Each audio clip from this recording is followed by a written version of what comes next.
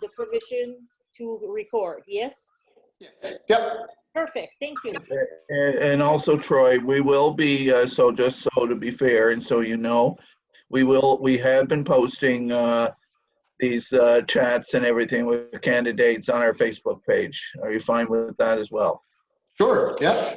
Okay, thank you. Okay, so we'll get started because I know your time is busy now with the campaign right now and everything. So I want to thank you for taking the time out of your busy time right now to meet with us. That's my pleasure. On behalf of the coalition. And we'll start out introducing a little bit about ourselves and also telling you a little bit about the coalition so far. Okay. So my name is Brent McPherson, and I'm the chair of the coalition. And a little bit about my background. I was diagnosed at the age of 30 with learning disabilities, and then later on with ADHD.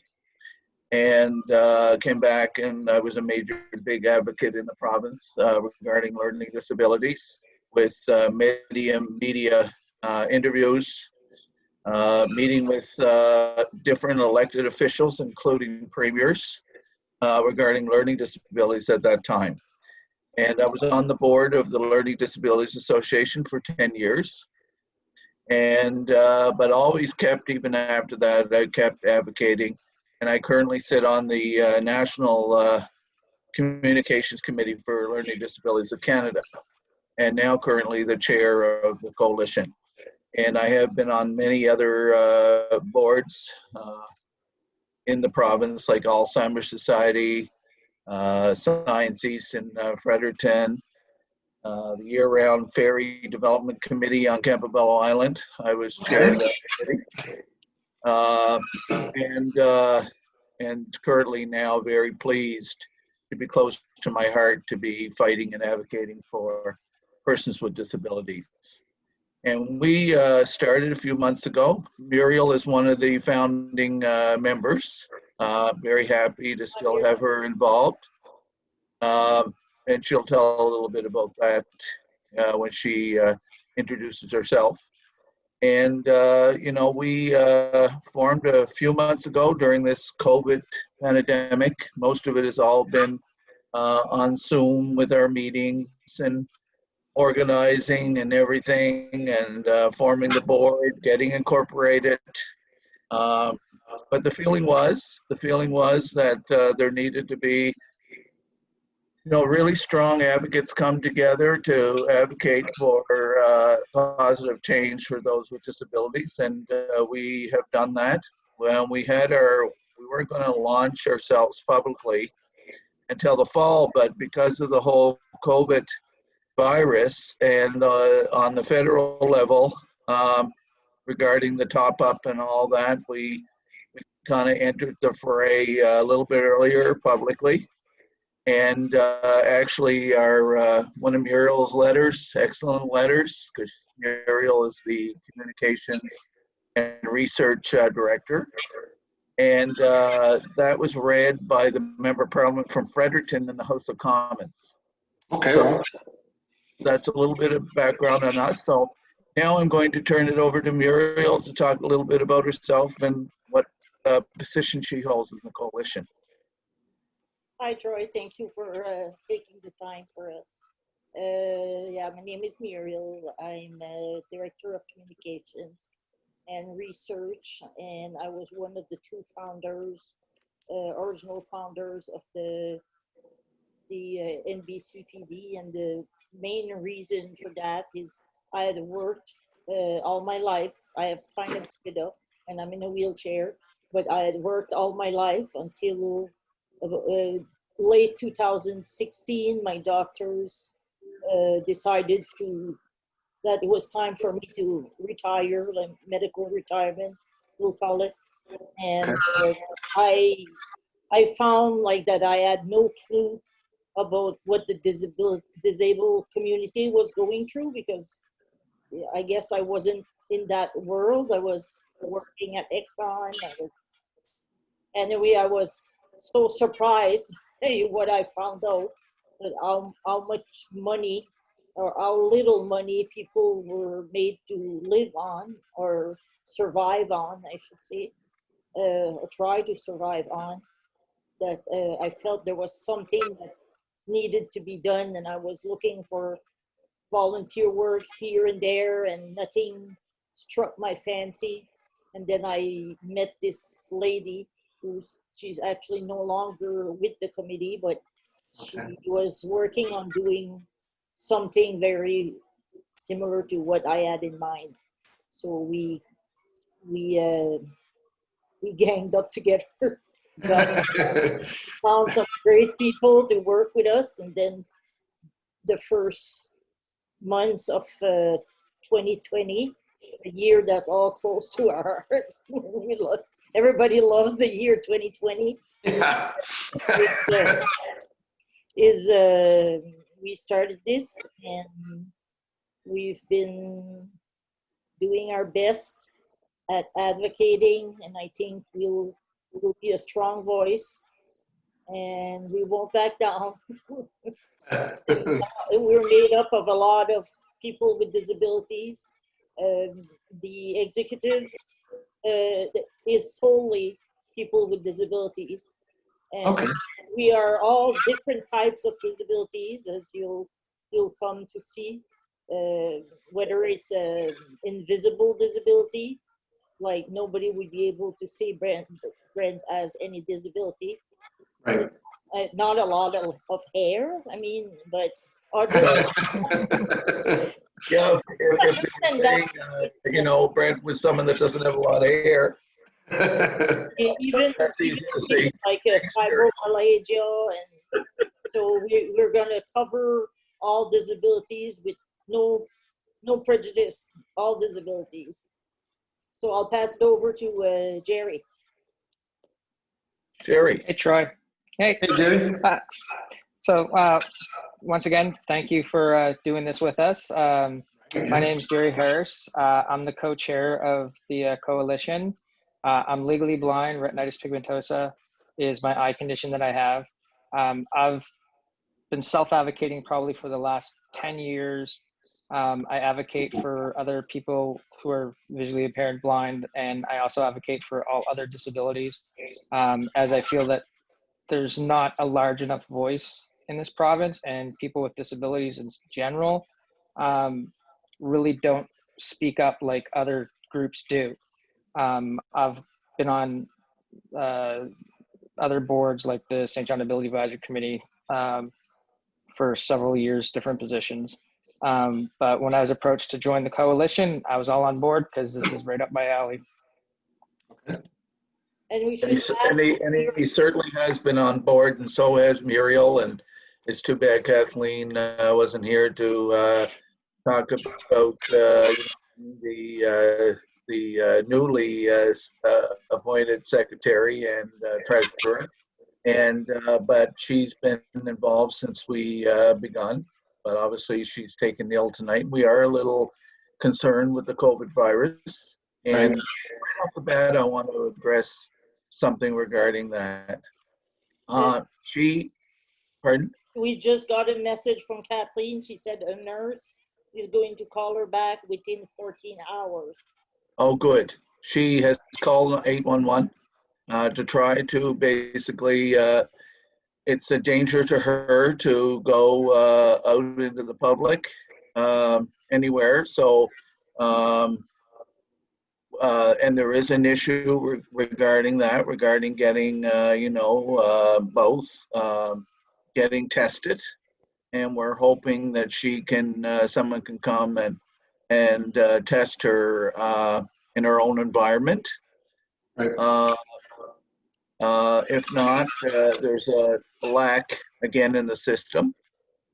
And what she's most worried about, actually, the accessible transit, which is accessible to us for travel within the city, is also the same service that will bring dialysis patients to the hospital for their dialysis. So she's very worried about having a bus pick her up and having, what if she had COVID, that would stay in the bus. Oh, okay. And somebody with dialysis picks up on that. So she's actually most worried about that. Okay.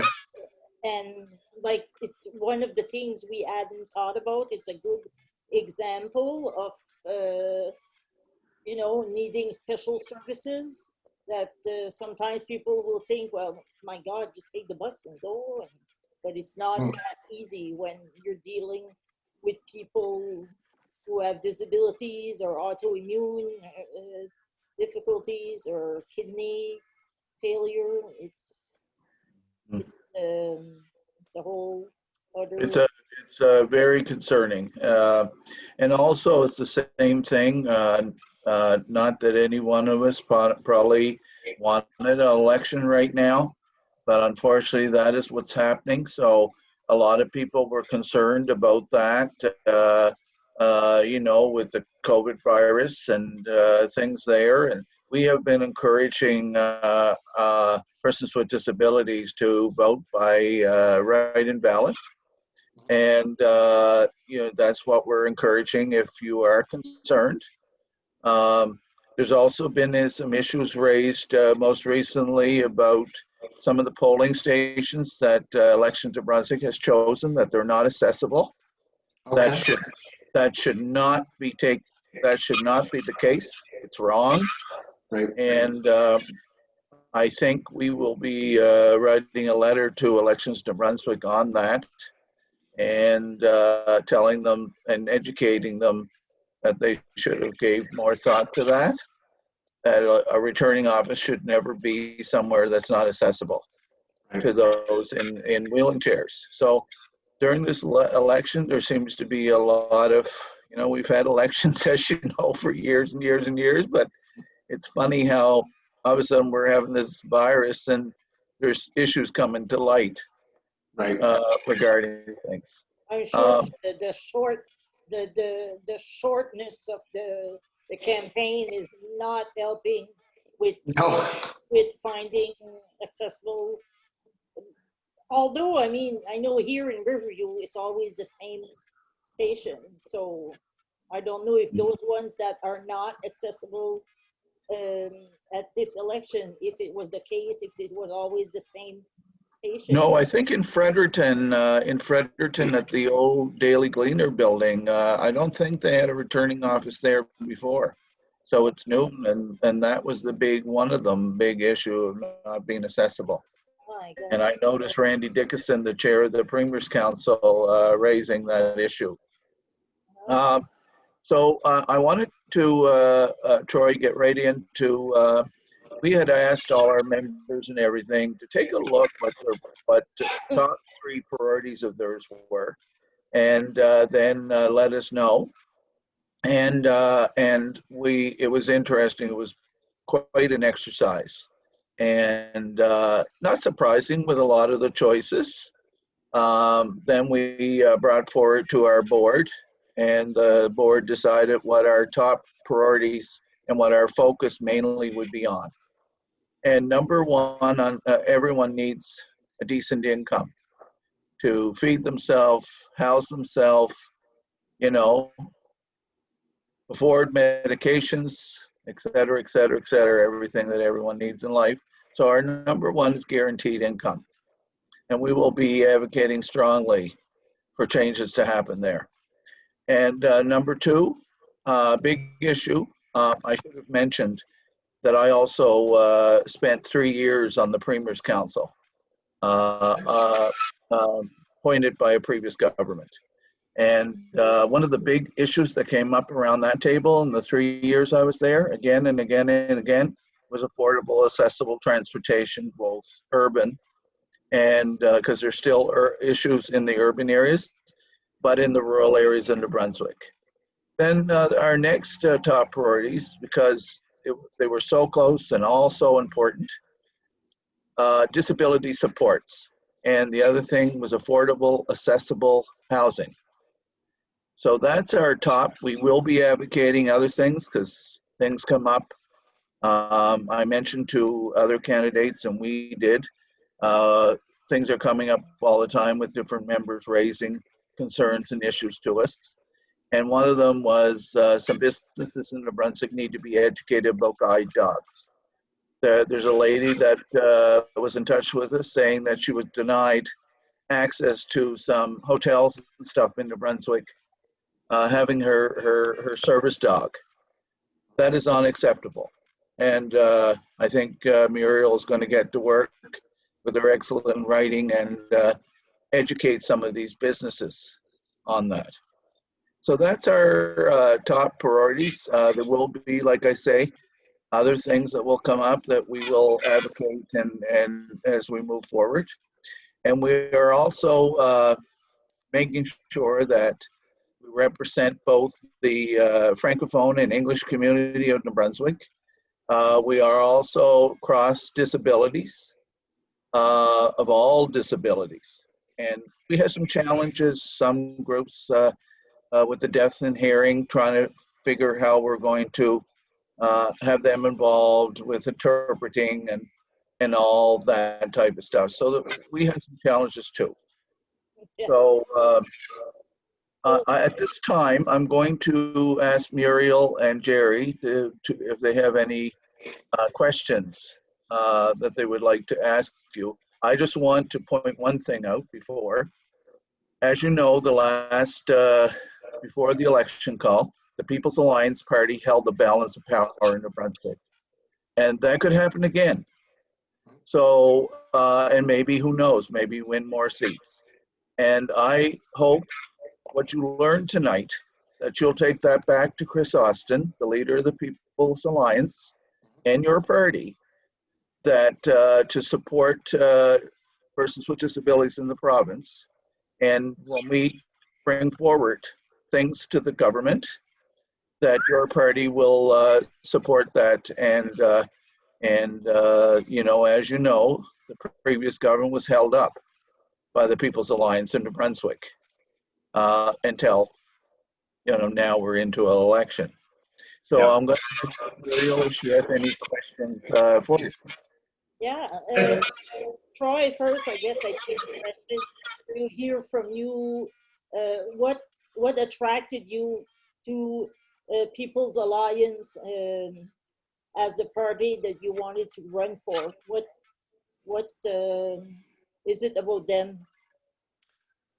It's so, I guess over my voting career, if you'll call it a career, it's ever since I've been 18, I've always been a voter.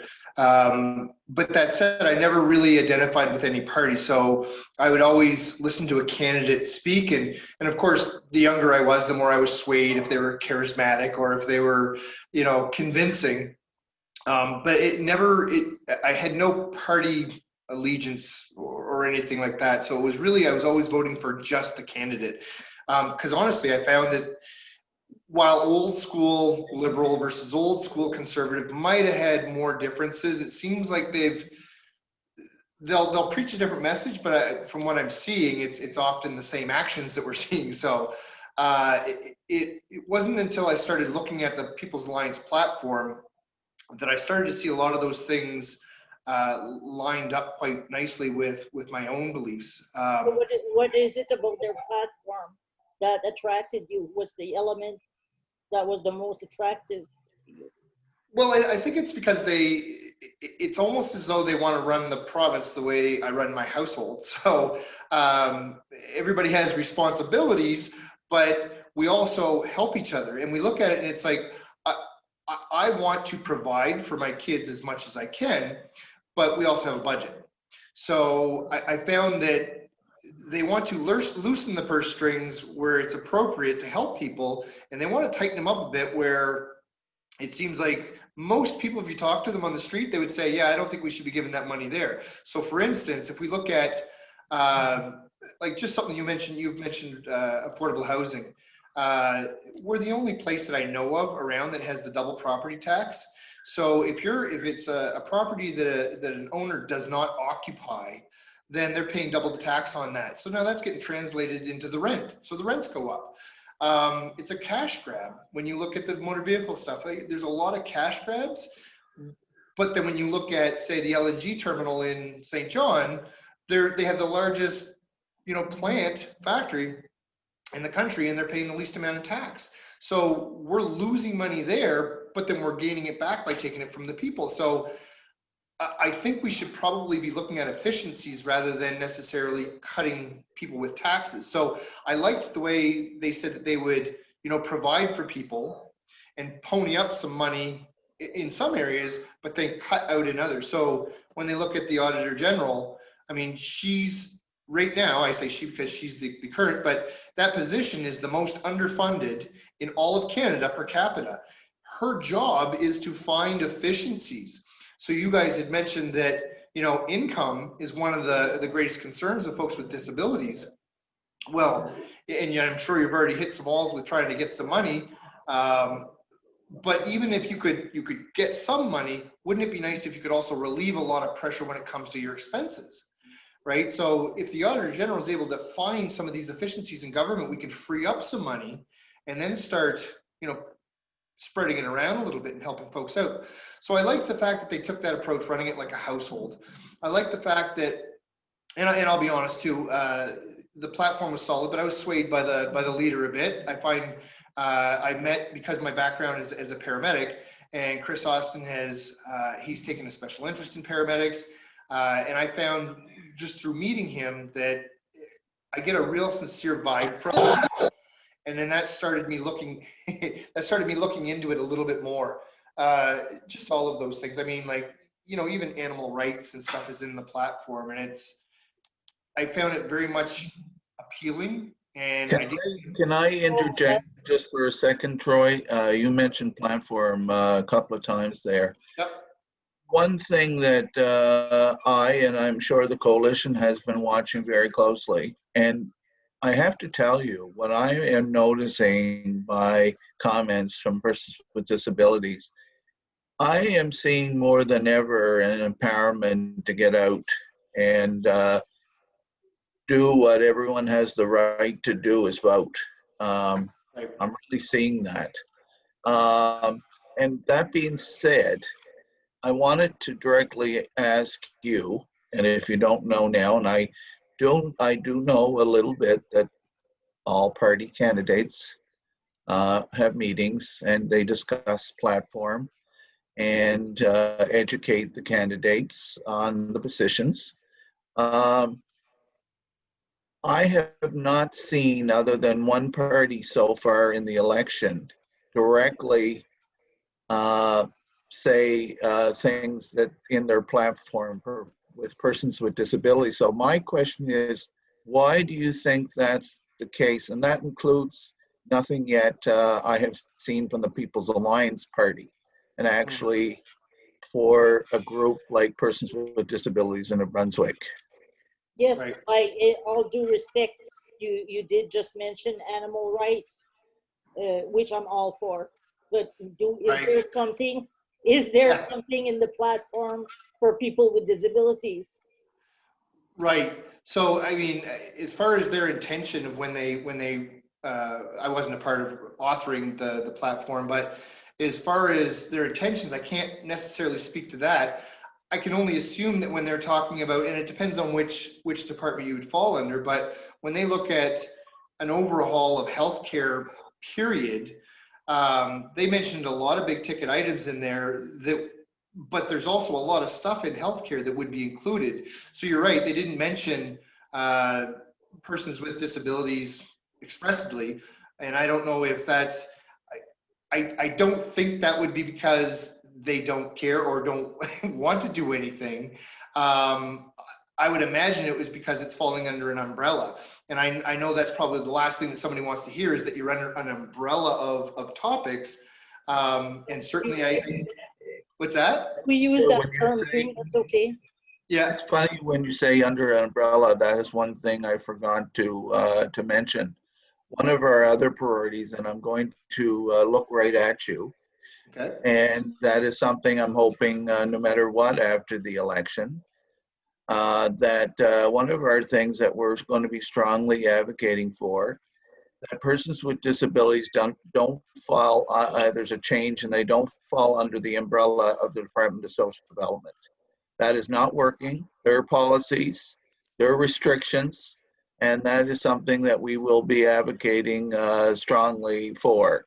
And we've been throwing it out that maybe under the Department of Health, because you brought health up, Yep. or maybe including, what about a Ministry of Seniors and Persons with Disabilities? Seniors is another group that, there's a lot of things that need to be addressed there. And it sounds like you have a pretty good relationship with Chris Austin.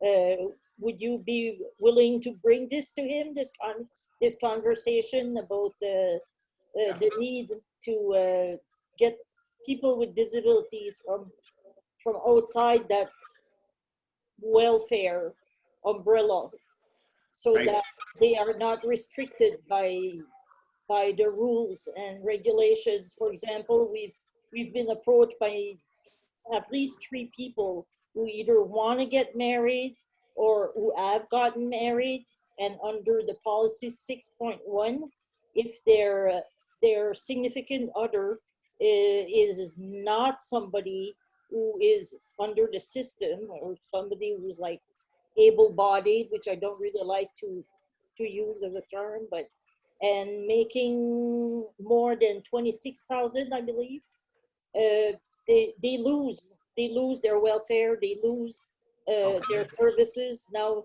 if you take, for example, a woman in a wheelchair who needs special care during the middle of the day, like she needs personal care.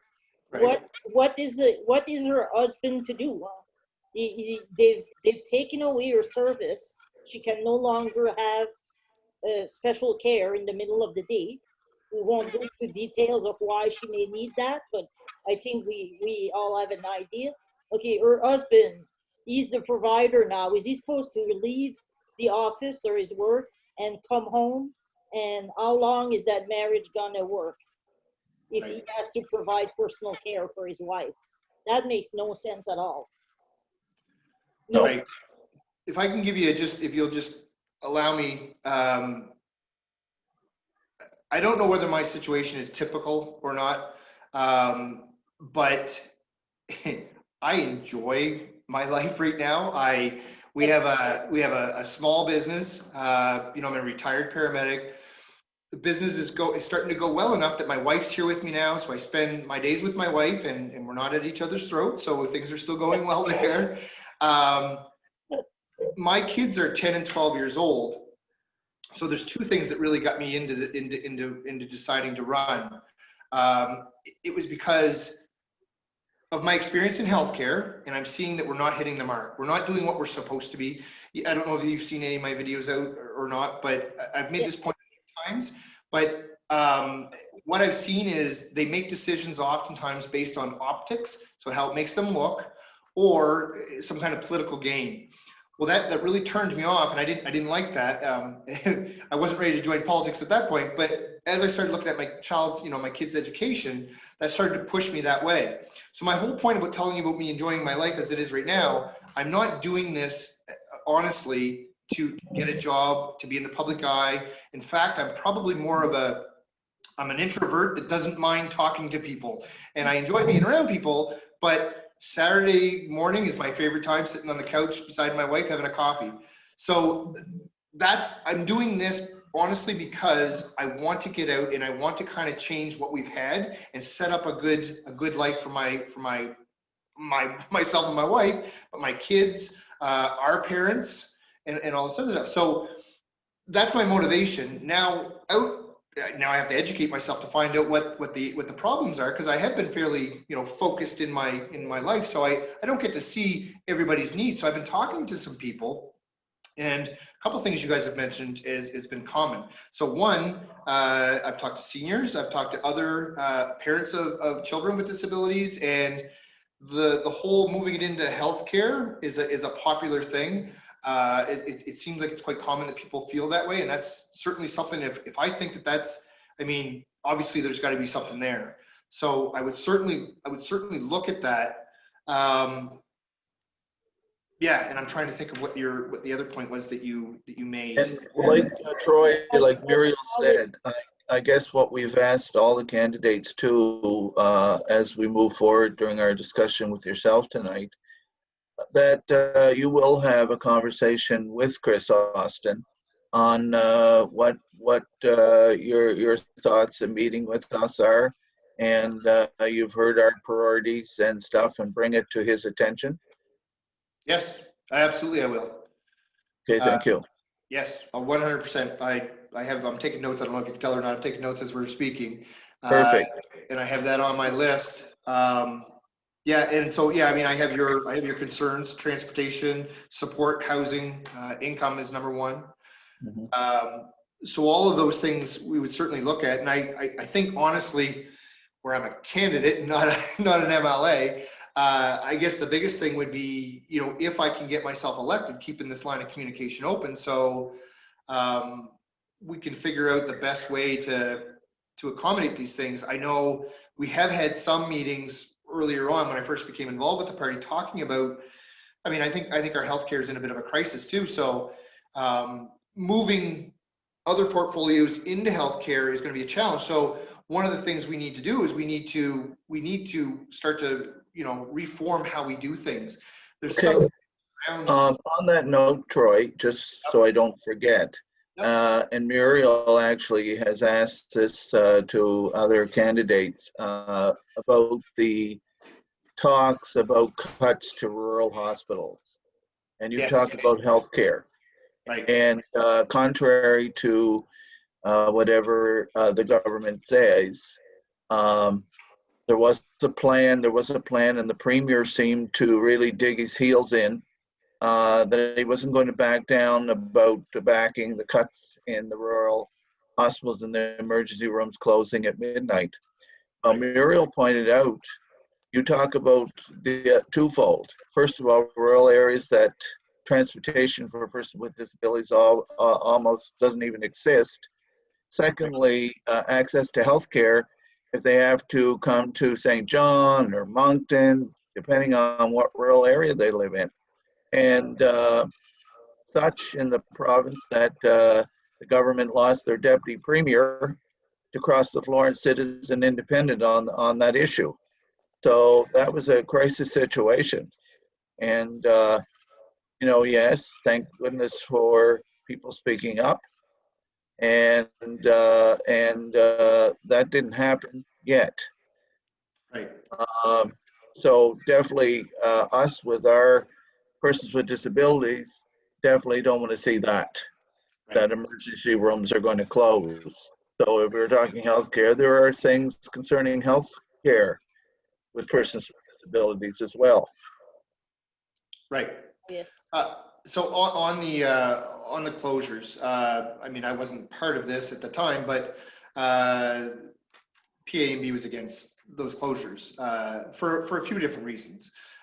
First, nobody understood them. Nobody understood the rationale behind closing those hospitals. We were all being told that the CEOs of both health. Not closing the hospitals. We were corrected on that. We were corrected by the candidate with the Conservative Party that the media and others were trying to say it was closing hospitals. But you shut down the emergency rooms in hospitals.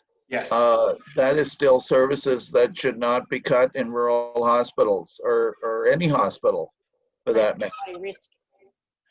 Right. So yeah, and I guess that's fair. We shouldn't say that they're closing hospitals if they're not. But if they're rotating services like that outside of a lot of these hours, then in effect some of it is closed. But the People's Alliance was against that. Now, I will say that we need to look for efficiencies. And maybe I should ask you, did the People's Alliance and Chris Austin have something behind the scenes to change the premier's position on that? Well, they said they'd bring the government down if this went forward. But I don't know. I think the deputy premier. That was in the news. Yeah. Yeah, and I think there was a lot of they took a lot of heat over this. So I don't know that PAB's pressure was any greater than the public pressure. I think the public pressure was probably in the end what changed. It a lot. Yeah, Yes, but let's just face it. We're very clear in every New Brunswicker that the People's Alliance Party again and again backed up the Conservative Party and kept them in power. Yeah, absolutely they did, for sure. In some cases, in other cases, they got them to back down. There's no secret, I've got videos out on this as well, but there's no secret that a lot of the parties want to make the People's Alliance look like they're anti-bilingualism. But they are the only ones that want to kind of stand up and say, let's take a fair stance and let's implement this properly. So the Premier had just said he wanted to make all nursing homes 100% bilingual, regardless of where you were. Well, if you go to Tracadie or if you go to Riverside, Albert, and you make both of those nursing homes 100% bilingual, you're going to have a staffing crisis almost instantly. And I don't know who you're serving, because one area is primarily French and the other area is primarily English. So if we look at that and say, is that really warranted, right? So they did back the government up for concessions in some areas, but they also held them to account in other areas where they would say, this is going to be your government coming down if you go forward with this. And then the very next morning, he pulled back on that. And that's why, you do a lot of thinking about minority governments. And I do know, I have been following, and I know your leader is advocating that it was working. It was working. And I don't know if a lot of New Brunswickers, a majority of New Brunswickers thought that, but I think the feeling that a lot of New Brunswickers did think, they were pleased the parties seemed to be working together. And regarding the COVID cabinet and COVID virus, which is a concern to everyone, but a definite concern to persons with disabilities, obviously for New Brunswick, that worked. Right. Yes. It's interesting. So people were cautious about the whole minority situation. I think a lot of people just thought it would stall government. But I think in the end, work got done. It's hard to tell a little bit because of the whole COVID deal, but work did get done, and nobody was allowed to run away with whatever they wanted to do, right? It wasn't a royalty that had been put in place. So I want to ask now if Muriel has any more questions she would like to ask of you. I think we've kind of addressed it in his responses. I know I think of People's Alliance as a one-issue party. I am one of those people, and I would just like to see the platform address more things more clearly, like let's say for people with disabilities. Right. Because we don't see any of that in their platform, so it doesn't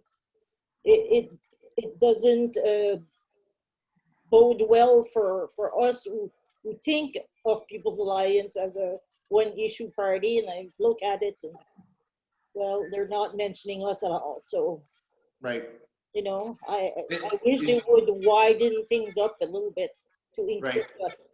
I assume the issue you're talking about is the language issue? Of course, you hear the accent, right? Yeah, well, yeah. I'm French Acadian from the northern part of the province. Right. I mean, my wife's family's Acadian. I also put something out on that, but that's something that it's actually the challenge. So me as a candidate running, I have to be careful that it doesn't run away from me. So I try to make it not a one-issue party, but a lot of times conversations will people will pull you back onto that conversation, because the opposition parties or the other parties have done a great job at making it seem like we are that, because they're the only ones that are willing to even speak about language. Just to give you an example, so a lot of the work they'd done with paramedics, it was about language fairness. There was, and even the nurses. So there was nurses at the George Dumont Hospital, 6 of them, I think it was, that were going to lose their jobs because they didn't speak English well enough. Well, there was no need for these. They need nurses. There's a shortage of nurses. So Chris stepped in and helped them keep their job. He also helped get French paramedics up the north their jobs. So he's talking about language fairness, but not geared towards one group. But if I was a party and I wanted to make sure I had at least 30% of the vote, it's my job now to make them all worried that if you don't vote for me, everybody else is going to take your rights. Well, of course they want to do that. And the only people that are willing to even discuss the language issue are going to be vilified and made look like, see, they're bigots. They don't want to. Well, I couldn't look my mother-in-law in the eye and say, right? So, she knows I'm not like that, and I wouldn't join a party that was like that. But you're right, it is a challenge that everybody wants to pull it back to that topic when we want to talk about, giving the Auditor General $4 million a year instead of the 2 that she has. And we want to talk about finding those efficiencies in healthcare, and we want to talk about education, but we keep coming back to that. So it's unfortunate that we're seen that way. All I can do is tell you from me, if they are a one issue party, then they've got me snowed, because I would not have anything to do with them if I thought that was I thought they were going to. You read some things even on the website where it says People's Alliance of New Brunswick believes the government should exist to benefit the province as a whole.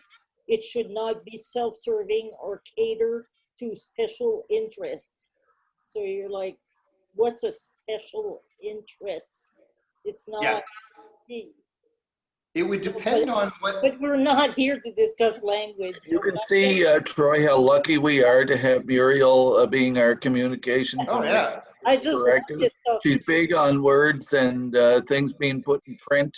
I just wish that they would make it clearer that they are not a one issue party. They're trying. The first sentence you read is so vague that it could be taken as we will not cater to the French community. Right. So Michelle Conroy, so her background is Acadian, but she lost her French. So they put her in an English school and she lost her French. She's one of the MLAs. So she was speaking to Jacques Poitras, and she explained her situation, and the headlines wrote that she's for assimilation. Well, that's ridiculous. So the words are being twisted, and I'm sure. It's like unbelievable. Some of the headlines you're looking at, you're going, that's impossible. How would they take that from that conversation? Like they'll even if they're talking about the People's Alliance, they'll throw in the People's Alliance, the anti-bilingualism party, and it's like, no. That's a cheap shot. Yeah. Yes. So at this point, I'd like to see if Jerry has any questions for you, Troy. Sure. Sure, I do. There you go. Yeah. So listening to the conversation that's been going on, Yep. Number one is so far the only party that I've seen that released their platform is the Green Party, Right. Which, lucky me being visually impaired, it's not accessible. It's not an accessible PDF, which I have brought that to their attention that people with screen readers that are visually impaired can't read it. So, so on that note, Writing that down. Yep. Yes. On that note, need to bring that to Chris. oh no, he's going to have to bring this to Chris, because on that note, because I know that the People's Alliance hasn't published their platform as of yet, according to their website, as of 5 o'clock today when I was reading their website. Right. Please make sure that it is accessible to people that are visually impaired. And the way that they could do that is if you can highlight the text and copy it in that PDF, then a screen reader can read it. Okay, so that's a tip. So just to make sure I got this right, if they build they're gonna save it as a PDF. Yep. And you're saying highlight the text so that it's white font, you mean, like, or? No. Okay. So you know how you can on a computer, you do copy and paste, right? Yes. Okay. Oh, So I if got you what you're can saying. copy the text and paste it somewhere else, then Yeah, that's an accessible PDF. I That see can what be you're saying. read by a screen reader. Gotcha. And that's, as someone who's visually impaired, that's one of my big complaints. And one of the things that our coalition is going to advocate for as well is an accessibility act. And part of that act, you know, government has to be held responsible for making documentation accessible. I went looking up something on Elections NB website today. It's an older document, so that could be why it wasn't accessible. But I did make a note to Elections NB and told them, hey, I'm trying to get this document. It's not accessible. I can't read it with a screen reader. And they said they'd look into it and try and get me an accessible copy of the document, which I'm fine with. But that's one of the complaints from the visually impaired community, is that information's being put out on the web by all parties, no specific party, that's inaccessible. Okay. And that has to be something that has to be addressed at a government level, which that's where an accessibility act would come in. And I think that, you know, is something that we should push for. And I know when Higgs did the throne speech, there was a brief blurb of an accessibility act that was like 2 years ago, and there's been nothing since that we've seen publicly. So that should be something that, you know, that should be addressed at some level, right? Like, I know the Premier's Council's, you know, supposedly working on it in the background, but, you know, it should be something that's transparent to the community that, hey, we're listening, we hear you, this is what we're working on. And Jerry, can I interrupt there for a second? Could you let Troy know, because you're kind of leading the ball on the ability forum that we're going to have, talk about accessible and that it's going to be open to the public. No, I can certainly inform of that, but let me finish my train of thought. Sure. Sure. Got lots of things up here in the head just from the conversations that you've been talking about.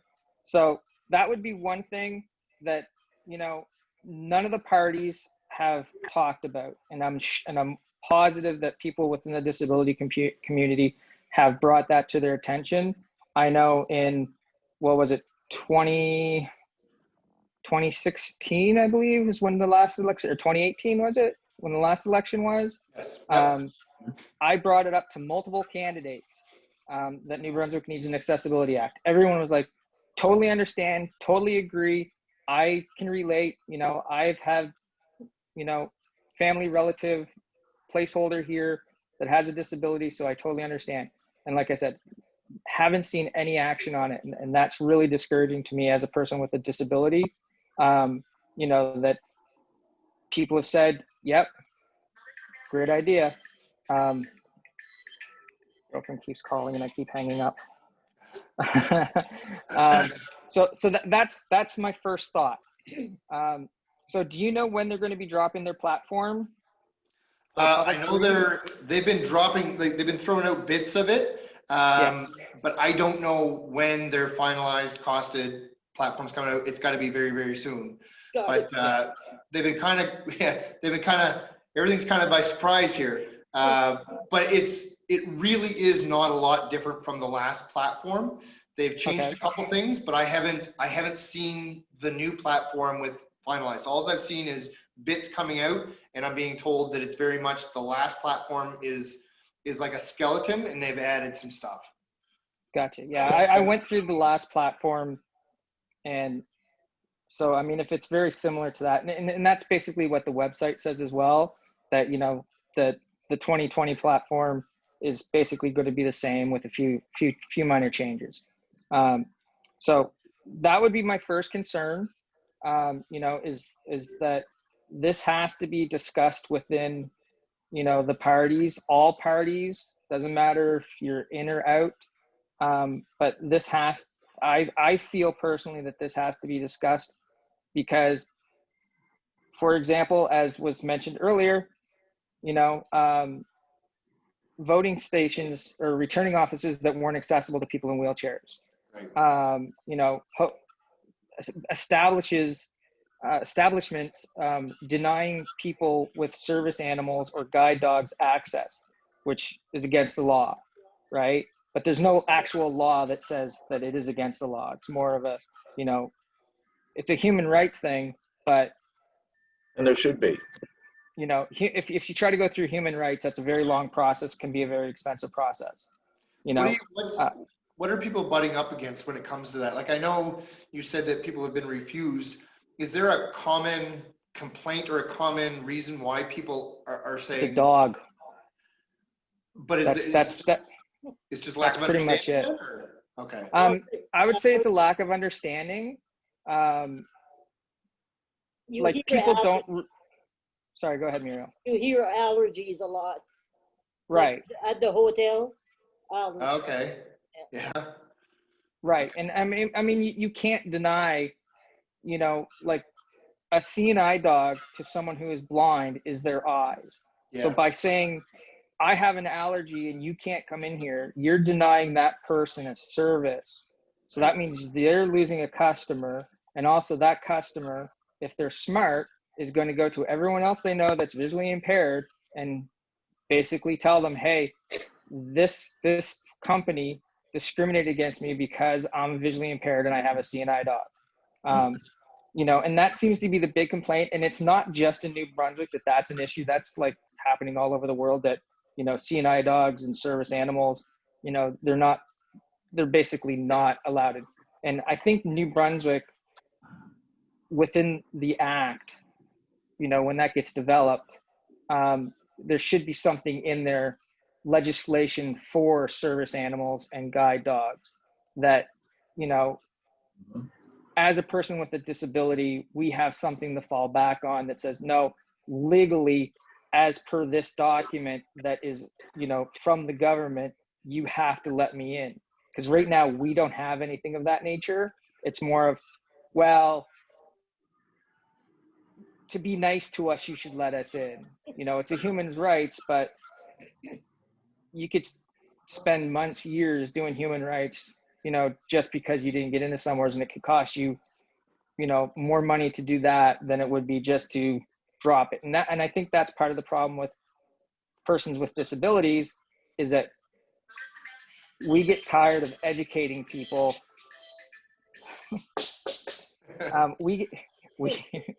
That was not my phone. That was my headphone case. We get tired of educating people on disabilities, right? Like myself, I use a white cane, and I work full time. And the place where I worked is here in St. John of Brunswick Square. One day I got in the elevator at Brunswick Square, had my cane folded up in my hand because I was going down to the food court. And this person got on, looked at my hand and go, oh, some sticks of dynamite? It's like, no, you know, and there's been other weird situations. And I'm sure if you look at it on the internet, you'll find lots of stories like that. So that's my first thing. So I don't want to bring it back to the bilingualism thing, but you mentioned this. So back last year, there was that whole rigmarole with ambulance drivers and being bilingual. So this should be close to home for you. As a paramedic, what was your personal stance on that when they said that all paramedics should be bilingual in our province? That was never said. All they were saying is that every unit, they were going to push to have every unit bilingual. There's 2 paramedics that work on a unit. So what they'll do is they'll have a unilingual position, whether it's French or English, and they'll have a bilingual position. So the problem is that excuse me, it's causing ambulances not to arrive. So there's already a shortage. So just to give you some kind of an idea, there's a 7% attrition rate right now with paramedics. It's a job that burns you out for various reasons. So what happens is they have about 1,000 medics in the province. They're losing 70 a year. The schools are putting out about 40. So we're going backwards about 30 medics a year. And then when they push for bilingual positions, and they won't give anybody a full-time position if they're not bilingual in that spot, now you're creating a real shortage. So you could see, and I'm not exaggerating, eventually you could see 40 to 50 ambulances out of service on a Friday night, provincially. So that's, I mean, a large area, but that's a huge chunk. You could see somebody in Sackville, an ambulance there, and then nothing all the way through Moncton, all the way through Salisbury, all the way to Petty, have one other ambulance available. So it's being compounded now with all the offload delays at the hospital. So what's been taking place is you'll see, I'll just give you a hypothetical, you'll see a medic who's unilingual able to fill the spot, but the minute a bilingual medic comes in, they bump them out. So they're never able to get the permanent full-time, so they can't even get a mortgage like to go live in that area. So now they're answering the phone and traveling around, and what happens is, while the media is correct, they'll never shut a unit down because they couldn't find any bilingual paramedics. They'll try for a long time first to find the bilingual medic, which rightfully so. But then what happens is in the 11th hour, when they can't find that, they start calling everybody in a mad panic to try to get somebody in the last half hour to travel from Moncton to Miramichi to fill the spot. And it doesn't happen because people will think, okay, I'm not getting a call today. And then they'll go out, they'll make plans, or they're, you know, gone swimming or having drinks even, or whatever the case may be. So people are living by the phone, and what's happening is ambulances aren't showing up now. So while in an ideal situation, we would have that every unit or every person be fluidly bilingual in the province, that would be ideal. But what's happening now is we're creating a shortage because there's no middle road, like there's no transition phase to get us there. And what I've been saying all along is that nobody's looking at the long-term goal. I was asked what bilingualism I thought it should mean, and I thought what it should mean is provincially we should be able to ebb and flow back and forth between French and English with zero obstacle, causing any zero discomfort or I don't know, inconvenience to anybody. But the problem is we don't create that long-term vision like a business would and then make steps to achieve that. We're calling into action a whole bunch of things and we're trying to make changes, and nobody's actually looking at what our interim goal is and then divide that off into manageable steps to get there. So what's happening is you're just seeing a shortage of paramedics because they're leaving, and when you see them leaving in droves because some people I know have been working 7 years, they're fantastic medics, but they can't get a full-time job. So they become firefighters, or they move out of province, or they go to Nova Scotia and work. I don't know if I actually got your question or not, but no, that was a good answer. You know, I know in St. John they wouldn't become firefighters because they're slowly getting rid of our firefighters. Yeah, there's another thing, right? So exactly. Yeah. So third and final.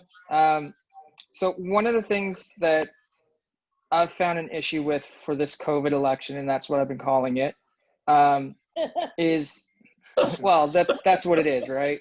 Unfortunately, you know, we're in those times.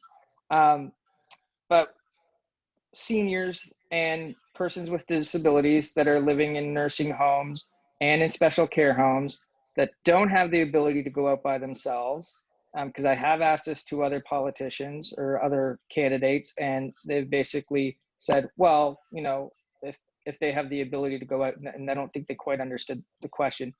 But for those who don't have the ability to go out, and I have contacted Elections NB on this, basically they all have to do mail-in ballots, and it's been left up to the facilities to facilitate the mail-in ballots. So like I said, because of its COVID election, a lot of things have changed, and you know, everything's been kind of done on the fly. But my concern is that these people that are living in these homes are not going to get the chance to vote. Because I even posed this question on Facebook to a few groups that I'm on, you know, and I've basically gotten the response, you know,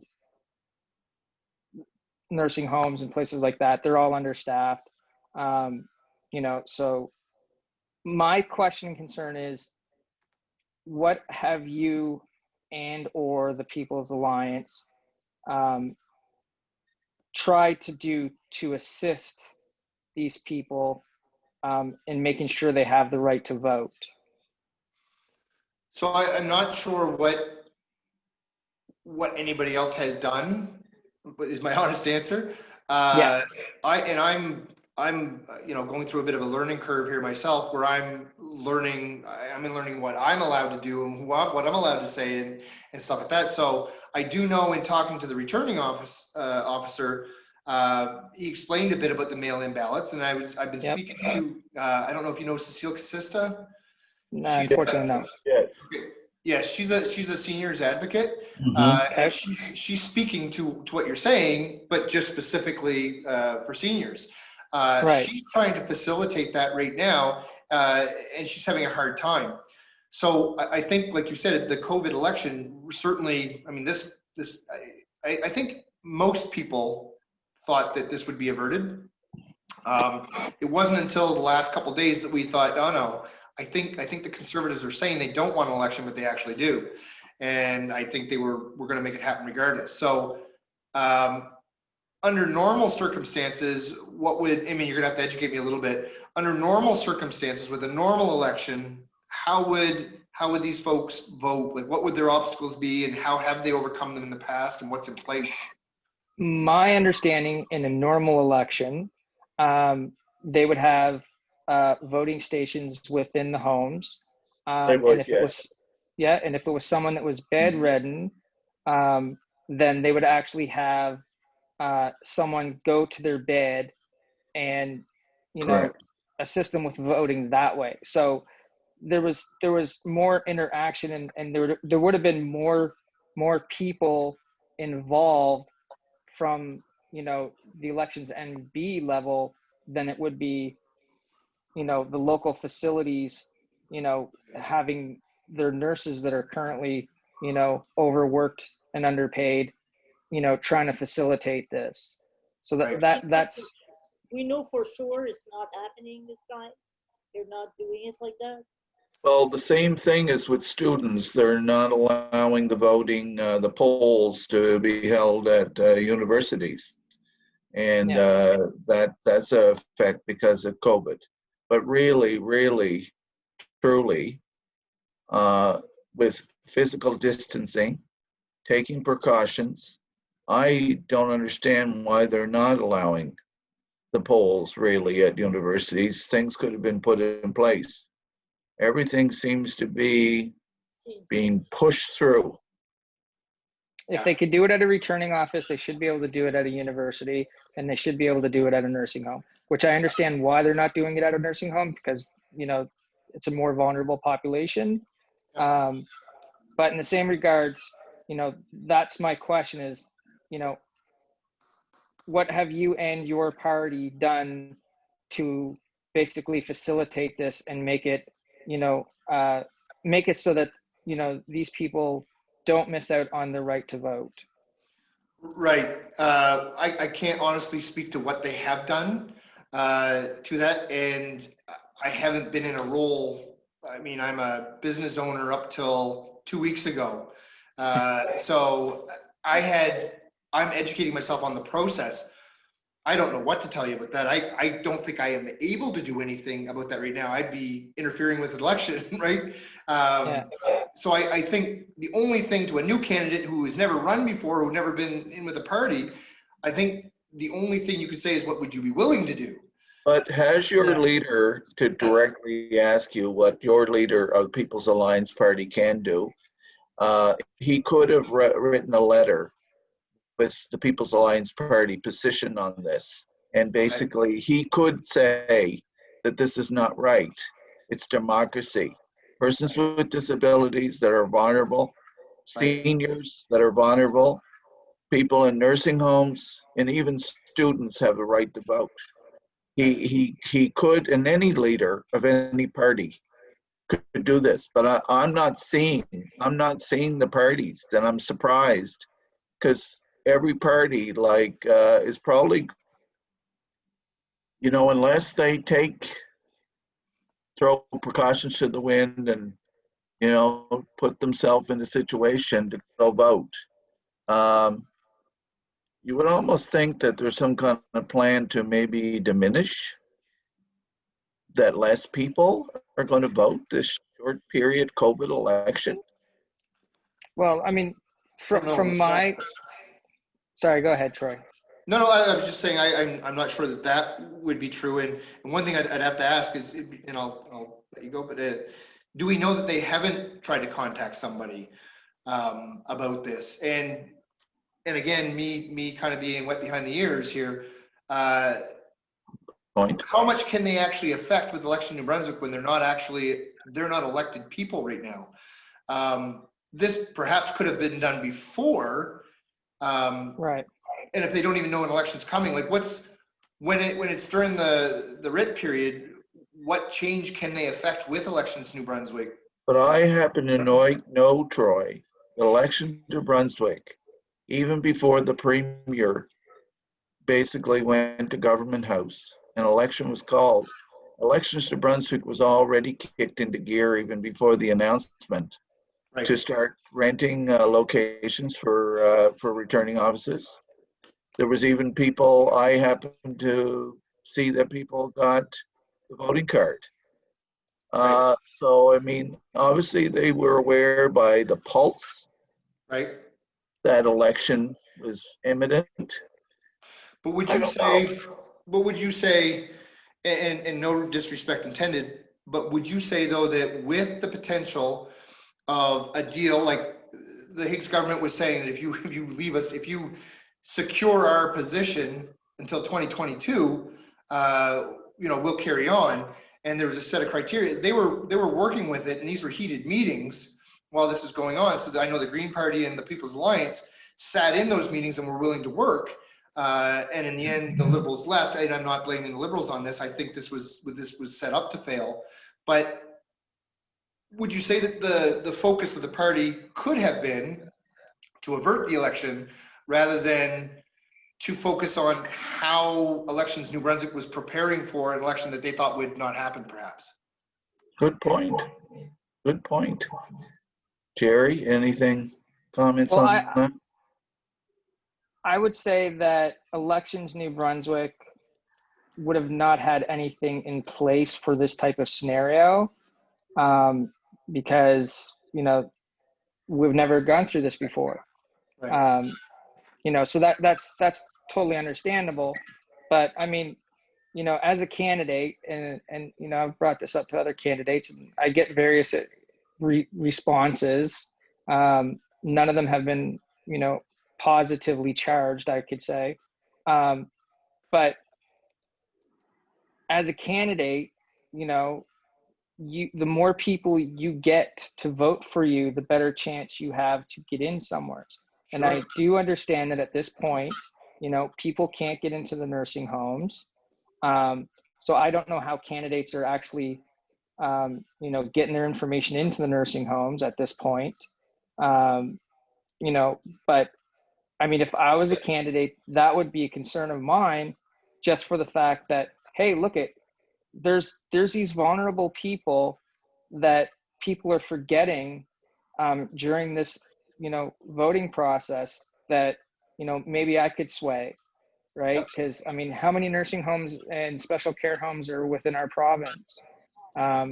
I mean, and that's just my opinion, right? You could pick it outside the windows, go around the building. Yeah. Just hold signs up to the windows. They don't get a restraining order, probably. Probably not. But I mean, that's definitely been my concern. And what was that lady's name that you mentioned before? Cecile Casista. Yes. Cecile Casista. Okay. Yeah. Maybe Muriel, if you have that written down somewhere, you can send that to me, or Troy, you can send that to Muriel, and because I'd like to contact that lady and talk to her to see what's going on. She's head of the Seniors Coalition. Seniors Coalition. Okay, I should be able to remember that. So anyway, I want to be mindful of our time and your time, Troy. It's ticking there. First of all, we already asked, basically, will you take back what we presented you, our priorities to Chris Austin and the People's Alliance Party? Brent, And also, sorry, no, I hate to interrupt. Do you have the data right in front of you for the how much money yes, province? Could you quickly go over that for Troy so he, sure. I will do that. because it's quite Um, shocking. I think you Okay, let's just start from the province of Alberta, and it says it's all about social assistance in the different provinces. And in Alberta, it's 19,786. And then it works down to Ontario, 14,954. And then we're starting to get below the poverty line. In Quebec, 13,651. And then we go down closer to home, Prince Edward Island and Newfoundland, 11,000, over 11,000. New Brunswick, $9,839. Like basically people have to eat 3 times a day, have a warm place to stay and live, and actually, you know, and basically they're met with decisions. What do they sacrifice? With living way below the poverty line. And we talk about guaranteed income. This is why we're going to fight very hard regarding guaranteed income in New Brunswick. This is shameless, this is terrible, and this needs to be addressed. Right. Wow. that's why I wanted you to hear it, because it's quite shocking. Yeah. Thank you, Muriel. Yeah. So basically, you know, let's say after September the 14th, the People's Alliance again elect maybe the same amount of MLAs in the House. Maybe there'll be more joining them, including yourself. But I'm going to ask that an open door policy with the People's Alliance Party, with our coalition, and that if things come to the floor of the legislature, that you bring it back to Chris Austin. If he happens to have another minority government, be it a conservative government or a liberal government, that him being the leader and the People's Alliance Party will stand up and fight for persons with disabilities in the province. I can certainly tell you if I'm there, I will do that, and I'll bring these concerns back, and I mean, I can almost guarantee, I don't want to put words in somebody else's mouth, but I can almost guarantee that, you know, Chris would be certainly willing to help with this. I don't disagree with you, but once again, I bring it back. The only party in this election that has directly mentioned persons with disabilities. And I'm going to be honest and upfront about myself. Sure. I am chair of the committee, and this is not the position of the coalition, but it's been I've decided, I've been involved, and if we had a lot of time, I could educate you a lot about politics, because Yes. I also have been very involved in politics. And you know, it's always traditionally back and forth, conservative or liberal governments.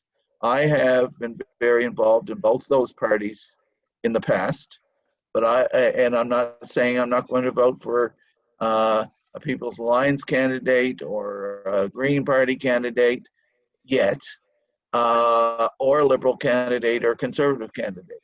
But what I can say, I've made a personal commitment that this election, be it said that we're having it, that my vote is going to go to a candidate that is going to address in New Brunswick a group of people, and a large number of people in the province of New Brunswick, that they're going to speak up and address concerns and issues regarding persons with disabilities. And that, I think, the party and the candidate that address my concerns and many others, I feel deserves me to go out in even a COVID election and cast my vote. Right. And it's not too late for Chris to impress us. Right. Not too- Right. Yeah. He's on CTV tonight. He's on the debate, so check them out. Yeah, we're missing the debate tonight, but At what time? yes. Started at 7. 7, yeah. Yeah. But I do know you probably have his ear. As a candidate, you should. So I'm hoping we can have a commitment from yourself that you indeed will have a conversation with him. Yeah, I'll absolutely. I'm going to, first thing I'm going to do is I'm going to talk to one of the gentlemen I know is heavily involved with the platform, and I'll see what's in there, and I'll see if there's any room for putting something in now. And I will talk to Chris. Chris is coming to Moncton and Riverview. He's doing the tour of Moncton Riverview DF. So when he's here, I'll speak to him about this. Wonderful. Now, the next thing I would like to ask you, do you have, we've had questions for you, and I think we've had a great chat. Do you have any questions before we end tonight? Any questions for us? We've done a great job of like kind of explaining what the organization does, and I wasn't quite clear on what you were looking for or what the organization did. I can certainly see now, you're advocates for sure. How large of a group are you? Well, we're actually growing. We have on our board, we've wanted to keep our board streamlined. And as you're seeing some passionate people here tonight, Troy, with Muriel and Jerry and myself, and too bad Kathleen's not here, we're the executive. Okay. But this is the thing that's fantastic. We have excellent people on our board that are passionate, either have some personal things that they're passionate about when it's affecting persons with disabilities or at large, but everyone is very passionate, very driven. We've had an excellent person being a consultant with us, and if she would bill us to get us to this point, would probably be $15,000-$20,000 now, but it's been all volunteer and reaching out to people. But we have 8 people on our board. We're growing in our social media, which has been excellent there, and we're soon going to be starting coffee chats to engage persons with disabilities in the province. And we never got to talk to you about, and I'll be happy to make sure you're invited to our ability forum. You heard Jerry talk about a Disability Act in New Brunswick.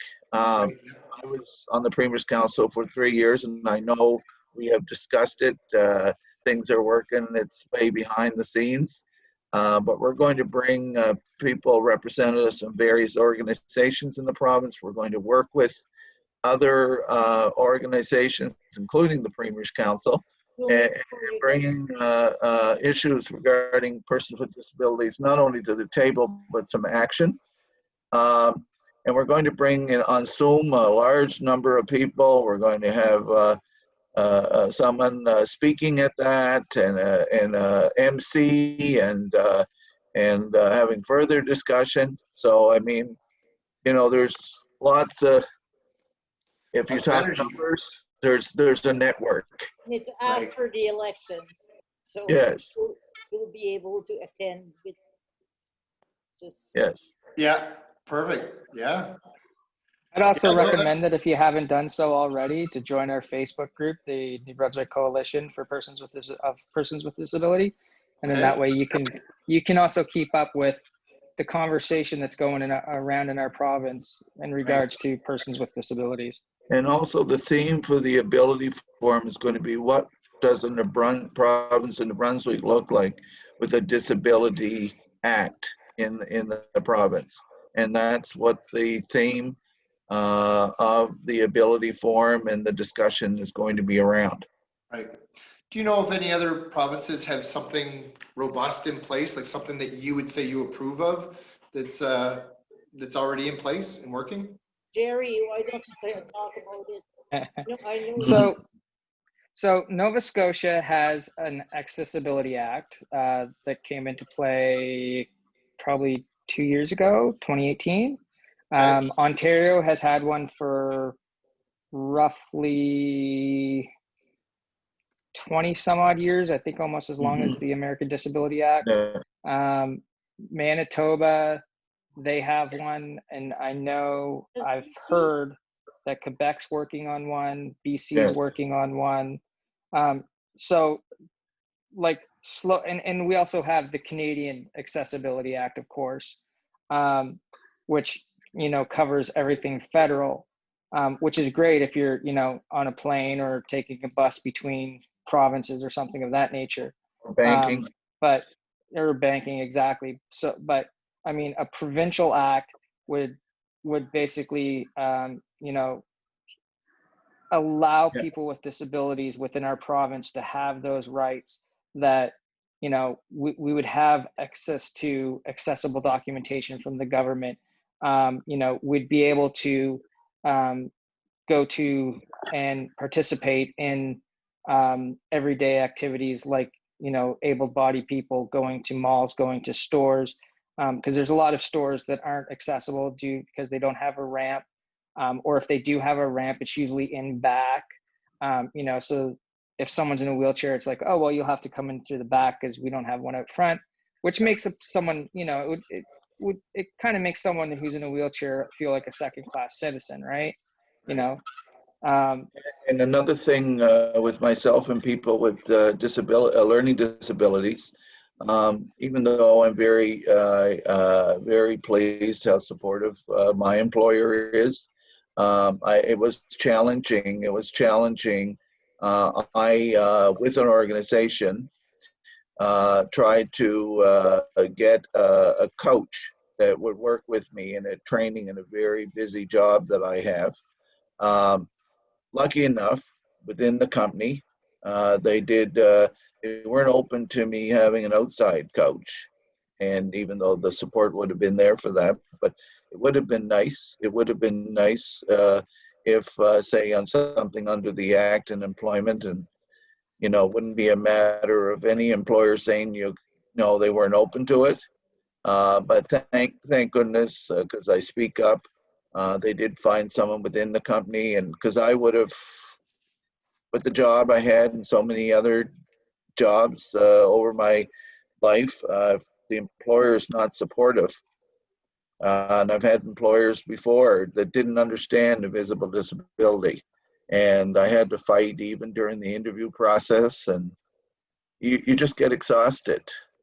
With a Disabilities Act, persons with disabilities might not have to wear themselves out and be Take those barriers away. right and self-advocate so much that it's very draining.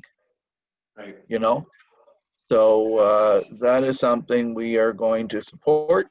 We're going to be part of the process, and see that it happens in New Brunswick. Okay. Yeah. Yeah, that's all I had. Now I'll take that back to Chris. Thank you. That's a lot. That's a lot. Yeah. Yeah. Ontario's I heading have- back. Ontario's I heading have back. one. Yeah, sorry. Go ahead, Yeah. Jerry. Oh, sorry. I have one final thought. Sure. All the parties are talking about affordable housing, which is great, right? Like, I mean, that's a huge It's a problem, crisis affordable housing. situation in New Brunswick, actually. Yeah. Right. Which I know, like the apartment I live in, we're lucky that, you know, they could raise our rent dramatically if they wanted to, but, you know, the company that owns the building, they've only raised it like $5 every year, which, you know, if you can't afford $5 every year, then, you know, that's an issue, which a lot of people can't, you know, an additional $5. But one thing that, you know, you may want to add to the platform with affordable housing, which we did mention, was accessible housing. Because for persons with mobility issues, wheelchairs, accessible housing is very limited where they can go to. And what I thought would be great, and I know other provinces do this, is offer an incentive to developers that, you know, if you make 10% of, you know, the 10% of your dwelling accessible apartments, for example, right? Right. Then you would get like a tax cut. And I think that would be a great incentive. Oh, excuse me, sorry. Uh-oh. He's got the COVID. Yeah, good thing this is virtual. On that note, Troy, I wanted to kind of end up, because your time is valuable too, but I got to say, not my personal story, but someone I know very well that I actually work with. Okay. Her and her husband, talk about housing, her and her husband are trying to end their marriage, and end it on the note that it's not horrible and they don't hate each other. And actually, she's providing, they moved to a 1-bedroom apartment, and she's providing a roof over his head for now. He has the bedroom, and she's sleeping on the couch. And believe me, she does the same job as I am, and it's very tiresome. We work evenings, daytimes, you know. So I couldn't imagine trying to get some sleep He on has the a couch. disability, right? Is that, Yes, yeah. and her husband has one artificial leg, and he's on all kinds of Oxycontin. Oh. Well, I had her call the MLA before the election in the riding, and I live in Moncton. I live in Mapleton Road. Call the MLA and write, and she wrote the MLA. Well, that MLA obviously did not read everything in her letter, because, first of all, she told them she contacted. I also put her in contact with the Premier's Council, and she contacted. They told her to contact Social Development, find out if a worker goes assigned. They said they couldn't tell her that there would be a worker. Couldn't tell her when a worker would be assigned. They're in a situation, they're trying to end their marriage in a happy way, but as time drags on and she's providing housing for him, the MLA's office, Social Development first told him he could go to a shelter.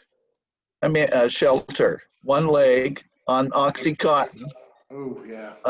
And going to a shelter, say in High Street in Moncton, Okay. and then the MLA's office provided 2 organizations to deal with people that are strictly homeless. All he needs is subsidizing. He's on a disability pension, Right. and all he needs is some help because he has to live in a building with an elevator or that's accessible. Right. And she absolutely did not give him any help. That's not what an MLA should be. An MLA should be able to work their way through the system, get help for people, no matter what your politics are, Yep. and do something. And here she is. She's not getting help from anyone. And then she's very disappointed in this person that is an MLA running for re-election. And I did want to bring this story up to the candidate. We did speak, but I didn't go there. Right. But I think it's shameless that it's not being addressed. Before we leave, Troy, I just want to offer you some help. If you have anything that you can't remember about tonight, and because I realized that we took an awful lot of stuff. Now you know how passionate we are, Troy. Yeah, I can feel it. Give me a call, or I'm going to send you an IM or something, so that you have my name and my Facebook, and I could even send you a copy of this recorded Zoom session. Sure, yeah. Or if you have any questions. And you see why, Troy, we have Muriel as our communications director? Yeah, she's tight. Yeah, she is. Let me know. I mean, I'm sympathizing with you. We threw a lot. Yeah. Threw a lot at him. I'm drinking from a fire hose. I was watching you for a while, and you were like, you kind of had the deer in the headlights. But you've been a good sport, Troy. I have to say that. Yeah. Well, And, thank you. and I can tell you are listening. Good skills for possibly being a new politician. Yes. Well, thank you. Okay, so let's let him go now. I'm sure he's tired. Yes, and I want to thank you on behalf of the coalition, and Very welcome. we will have a door open for you as well, even after the election. Yeah, very much Perfect. appreciated.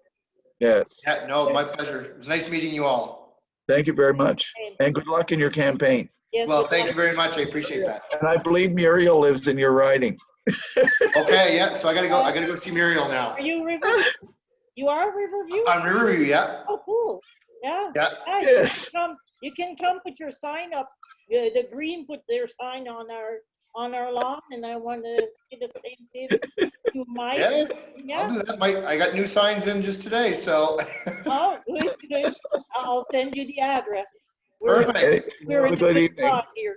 Okay. Bye. Awesome. Good. Bye. Hey, guys. See you later.